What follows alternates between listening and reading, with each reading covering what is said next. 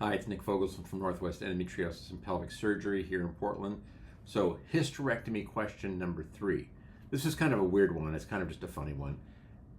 A lot of people ask me, if you take the uterus out, what fills the space? And I'm always kind of puzzled by this question. I'm like, it's such a weird question. Like, what? As a person who does surgery, like, to me, the answer is sort of obvious. But to a person who doesn't look in the belly, I guess it's a mystery. So the belly is basically a vacuum. There's no air in there.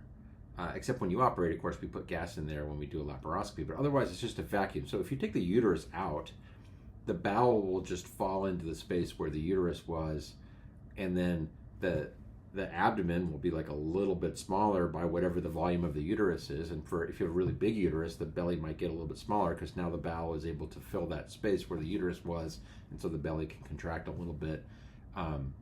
But most uteruses aren't that big, so you're really not going to notice much of a difference. Now, the fact that you remove the uterus may lead to less bowel swelling if there's endo and so forth, and you remove endo, and that may change the size of the belly, but the uterus itself isn't going to change the size of the belly unless it's really big. But so when you take the uterus out, the bowel just fills that space. I get a lot of people say, well, is that okay? Is that going to cause a problem? It's like, no, it doesn't matter. It's always kind of just an interesting question people ask, but that's the answer. Bowel